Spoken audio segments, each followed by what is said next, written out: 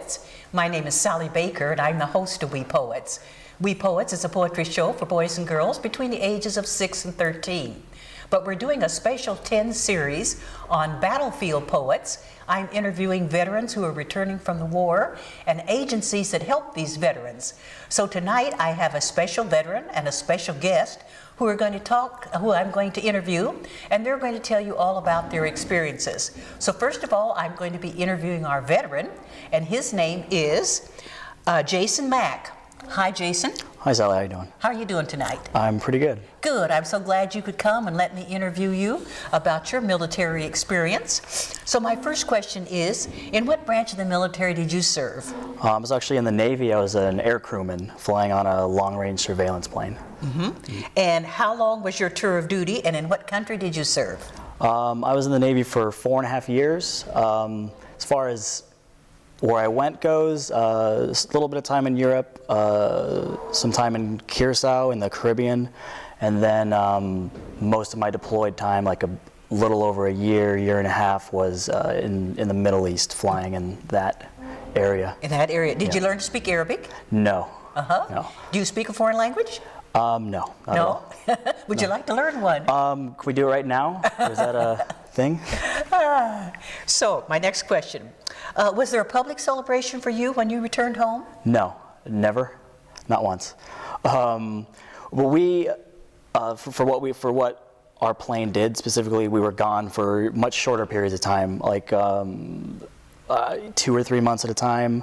But then they were more frequent. They were called detachments. It wasn't like most squadrons or sea commands that will spend 6 months or longer overseas or wherever they're going. We'd be gone for shorter periods of time, but with that came more frequent deployments. Like 1 year I was gone for 294 days doing various things, but it was short increments. Mm-hmm. Yeah. Mm-hmm. Did you write to and did you receive letters from your family and friends here back at home? I did. This is in the 21st century, so we had email. If you guys heard of that. So yeah, I did that email. I'd call when I could, depending on where I was. It was 13 hours ahead in a lot of these places or something like that. So I talked to them when I could. Yep. Good. Now, let's see here. Did you have a physical injury while you were serving in the military? I actually did. Not at war or anything. I was actually, when I flew, we were out of harm's way. The bases were safe and everything. I actually I got mugged. I got my jaw broken after my last deployment in Washington, in the state of Washington, in this little Navy town. It was the day after my last deployment, and that's what I got out under those circumstances. Yeah. And then did you have to seek help from the VA, and did they give you the help that you needed? It took me a while to start seeking help from the VA. Once I realized that my injury wasn't healing right for quite a while and how much it was affecting me in my everyday life. And so I did seek out healthcare eventually, probably about a year after I'd been out. And how far did you have to travel to a hospital to get treatment? I live in San Francisco, so about 30 minutes driving and parking. The parking situation there is worse than the driving. Oh, really? Yeah, it's really bad at the San Francisco VA, but it wasn't that far. So how did the people there who were helping you, were they happy to help you? Did you have any problems? What was the red tape involved? They were happy. They were nice people, nice doctors, but the red tape, there's a lot of red tape and so many administrative barriers to getting the help you need. And with what happened to me, so I got my jaw broken here and here, and this didn't heal right. So tension built up here and led to headaches and tension in the back of my head, which then led to tension in my neck, which led to tension in my back and shoulders, and now the rest of my body. So that built up for a while I was getting help, but the help wasn't, at times wasn't fast enough and didn't address every issue. But also part of it is I'm probably going to be dealing with this the rest of my life. Oh dear. Because my jaw didn't set right, and the opinion of the doctors is that surgery has just as good a chance to make it worse as better.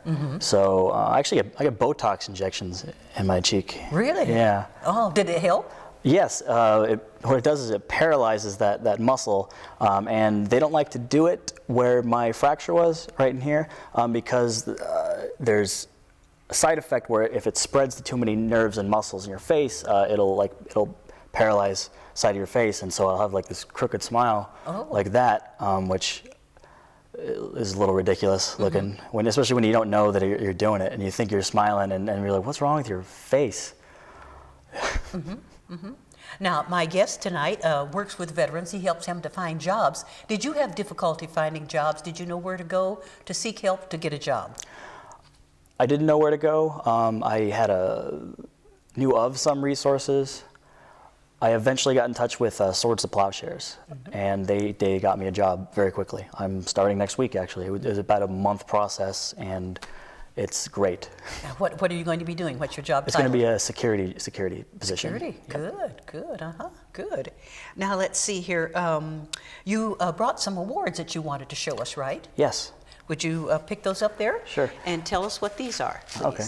Well, this is, let's start with this. Okay, we'll hold that up to camera 3, please. Okay, camera 3. This is my squadron patch here. This is VQ2, Fleet Air Reconnaissance Squadron 2. We were out of Whidbey Island, Washington, doing electronic surveillance and things I can't tell you about. So. And so you got this for what? This would go on my flight suit. I see. So I'd have a flight suit. This would go there. That was the uniform. You have to have a uniform in the military. Oh, yes. Yeah. And once you get out of the military, you're not allowed to wear your uniform, right? Oh, no, you can wear it. Veterans can wear it. Oh, yes. You see like Veterans Day parades and stuff like that. Yeah, I see. Yeah. Okay. And then there's one behind. Did you have two Yes. of those? Oh, and this is the name patch right there. Hold that up to camera. I had this helps you identify your name on your uniform. It says CTT. It should say my rank too. It just should say CTT 2 with a second class. Well, that's what I did. Yeah. Then you have two more here. Sure. All right, this one. Here we go. This is my. This is the citation for my air medal. So. Want to tell us about? Okay, sure. I'll read this thing. I'll read a little part of it. It's for meritorious achievement while participating in aerial flights as a laboratory operator in EP-3 aircraft assigned to Fleet Air Reconnaissance Squadron 2 while deployed with, I don't need all that stuff, Operation Iraqi Freedom, 20 combat missions over Iraq. And that was when I was Seaman Mack. This was early in the flying career, I guess. Yep. Now, did any of your buddies get injured or killed during the conflict? Not really, no. Oh, that's good. Yep. That's good, because several of the guys that I've interviewed, their friends were killed or they were injured badly, you know. Now, is there anything else you would like to put out to veterans about seeking, when they readjust back into family life, places they can go to help them? I'd say find other vets, and get into that. Get into that network. That's the biggest thing, because after being in the military, and a lot of young vets transition into college, and a lot of vets joined the military because they didn't want to go to college or they weren't good at it, like me. I had ADD. Could you tell us what ADD is? Maybe sure. Some people might not know. ADD is actually, well, now doctors call it ADHD, attention deficit hyperactivity disorder. And there's 3 types. There's the inattentive type, which used to be known as ADD. Then there's the hyperactive type, which is where you're all hyperactive. And then there's the combined type, where you gotta have them both. I have the inattentive type, so ADD. And that's been very difficult to get help with the VA, which is a shame, because it's the mental health department at the VA. You want them to be doing their jobs, yes, dealing with people with PTSD. Or people who might be suicidal or could potentially be violent or anything like that, and a lot of people will go through the cracks at the mental health department. And that's a shame. It's a terrible thing. I almost feel guilty for getting worked up about it, because I'm not like that. I'm not suffering from bad bouts of depression. I'm not suicidal. But like when they don't do their job, people die. Yes. You know, or in my case, like when they don't do their job, like I fail algebra or something. So it's a little different, but it's still a lot of red tape, and they need to do better. And I don't know how to do that, but I would say definitely for young vets, get into that, or get into the networking and meet people who have those like experiences, because you're not gonna. It's hard to go to college and then meet these 19-year-old girls and guys who honestly haven't done anything or been anywhere in their lives and don't have the life experience. They have different problems, and they don't have health problems or don't know about PTSD and stuff like that. So you got to get into that veterans network, and they'll help you. They'll help you, and they'll help you find the work you need. Now, quickly before we end, tell us, you're a comedian, right? Yes. And quickly, just tell us about that. I'm a comedian. Yeah, I've been a comedian for the last 2 years, and I talk about my experiences a bit on stage and some stereotypes about the Navy, and a lot of everyday stuff. And check it out. The kids shouldn't check some of it out, though. The 6-year-olds, so it's adults. also they shouldn't know about war, right? Oh, that's true. That's true. Yes. Okay. Well, I want to thank you so very much. You did a great job, and we're going to hear from you at the end when we do our grand finale. Okay. Thank you so much for coming. Thank you. Stay tuned, boys and girls, and ladies and gentlemen. We'll be back in just a moment with my special guest.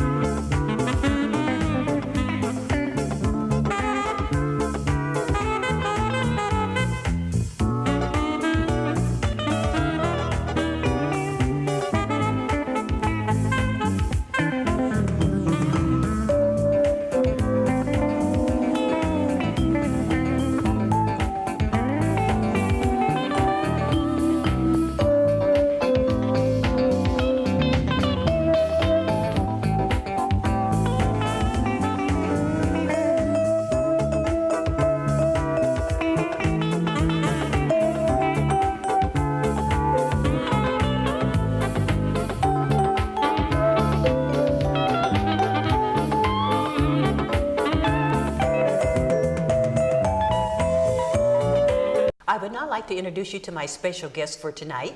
His name is Mansour Id-deem. He's the Executive Director of the Inner City Services in Berkeley, California, and he's going to tell you all about this great agency that he founded and about the wonderful services that they provide for veterans. Hi, how you doing tonight? Hello, how are you? I'm so glad you could come and tell us all about this wonderful agency that you founded.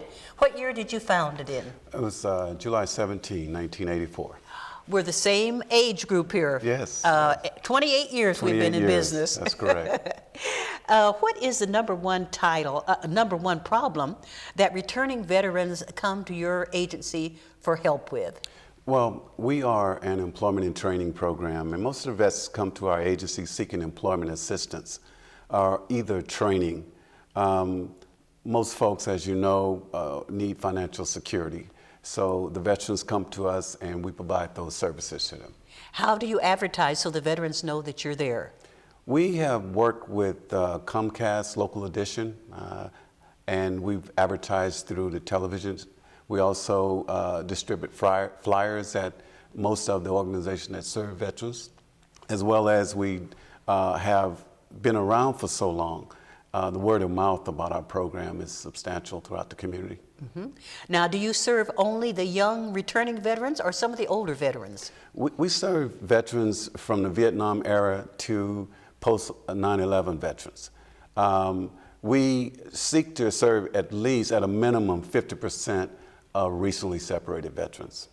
A recently separated vet is a vet that's separated within the last 48 months. I see. And about how many staff people do you have to help these veterans? We have 4 case managers. We have a total of approximately 15 staff members, but we have 4 case managers that work specifically with veterans. And what are these areas that they work in to help these veterans? Well, they do research. That we have information on local services for veterans. Anything that we don't provide, we locate those services in our community and make sure that we provide that information to veterans. It could be information regarding the VA hospital system in our area. It could be information about employment or training in areas that we don't provide. So we provide a wide array of services to veterans in the areas of employment and training. Good. Now tell me, what would take place if a veteran came in one day? What would be the initial step, and then how do they follow up? Well, one of the things we try to do, the gentleman before me talked about red tape. And one of the things that we've tried to do over the years is to provide what we call a rapid response services to veterans. We speak with them before they come to the agency to try to inform them of what kind of documentation they need to bring in, and that will expedite the enrollment process for them. And they generally have to bring in a DD-214, which is their separation papers, and the Social Security card. Those two things, they bring them in, we can get them through our system quite quickly. Now tell us about your computer training classes. We have provided computer training, both hardware and software classes, for 28 years. Wonderful. And we have classes in the Microsoft Office suite, which consists of MS Word, Excel, PowerPoint, and Access. We also have PC technology courses, and we also have a QuickBook for people that want to start their own business, a QuickBook training program as well. Good. Now, do you go out yourself and give presentations about your services? I'm very, very active in the outreach for my program. We work closely, again, with the one-stop career centers throughout our area. This area is very fortunate. We have actually 14 different one-stop centers in Contra Costa and Alameda County. Yes. So we do presentations at the one-stops. We work with the Veterans Center downtown Oakland on 15th Street. And we go wherever veterans are. We also, as the young man recently spoke about, we get veterans to assist us in bringing in other veterans. So we've created a veteran network that way. Good, good. Now, do you have like an open house once a year where people can come in and see what you're doing for these veterans? Well, actually, we open any day. You're open any day. Anyone very much welcome to come in any day. They can talk with me or one of my staff members, and we can explain exactly what the services are to them. Good. Now, do you work with the University of California, Berkeley? We do. We have actually been fortunate to get some folks employed with the university. I would like to say one thing, just to the recently separated vets. A lot of veterans, once they get out of service, they are not aware that they are actually eligible for unemployment insurance. Oh. So we try to make sure that we get that kind of information, because economic stability is essential in moving forward and for veterans that are transitioning back into civilian life. And how do you put this out? Newspaper, television, radio? All of those. All of those. We use all the mediums to get that information out to the public. Isn't that great? Yes. Now, do you have any upcoming things that you want to put out to the veterans? Well, several veterans come through and they have different issues making the transition to a civilian employment. As the young man said before me, they're dealing with situations that most of us could not imagine, and then they have to come back here and try to move into civilian employment. And recently I've been fortunate, I've been working with a company developing a software program based on emotional intelligence. Good. I think it's a very innovative type of soft skills program, and it will be very, very helpful for the veterans as well as anyone in understanding themselves better and better being able to use their emotional skills in a positive way. Do any of your veterans talk about the psychological effect that the war had on them? Yes, my case managers work closer directly with veterans than I do, but they do. They talk about those issues, and it's good for them to talk about it. Yes. And it's also good. We've encouraged veterans to use our facility to have meetings among themselves. Good. So they can share information with each other, and I think that's extremely important. And do you have these meetings during the day or during the evening?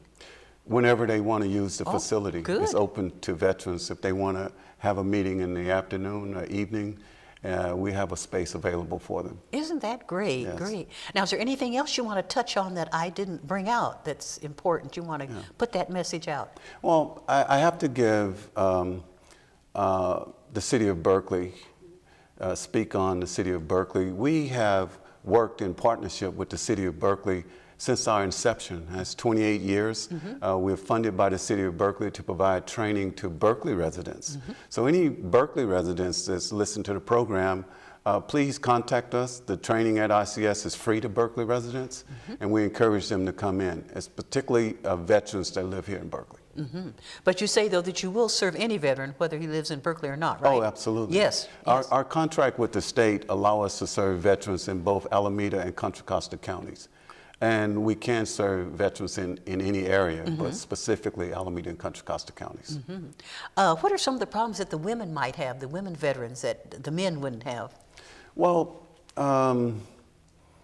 I spoke to a young lady today that was a case manager at our agency. She worked with the VA. And unfortunately, within the military, they're dealing with a serious issue dealing with military sexual assault. Oh, yes. And that's an issue that women have to deal with. And thank God that they are improving services in that area for women, because they work just as hard as men in the military. That's right. And they should be comfortable in getting the assistance they need, and I think that's happening more. And about some of the women that come in that have children, were they needing housing and job training? Yes, unfortunately, there's a high rate of divorce for veterans, and families are broken up, if you will, in many cases. We do, in addition to the employment and training that we provide, we have, I would say, contact with just about any veteran service in our area.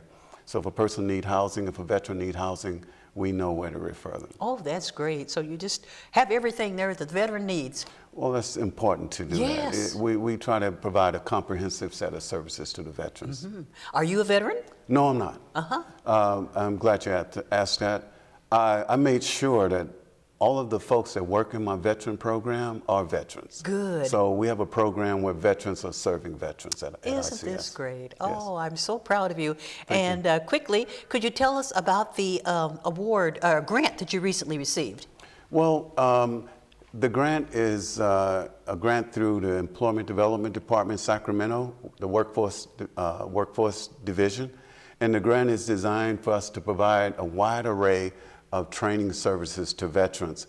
And if a veteran is not interested in the courses that we have in-house, we can secure assistance for that veteran to purchase training from other organizations. Oh, well, I'm so proud of you and your staff of what you've been doing, and keep up the good work. You're doing a wonderful service for our veterans. Thank you very much. Okay. And I'd like to say that your program is a dynamic program, and thank you for inviting me. Oh, I'm always today. glad to have you. Thank you. And now, boys and girls, and ladies and gentlemen, stay tuned. We're going to have Jason come back on the stage for our grand finale. We'll be back in just a moment.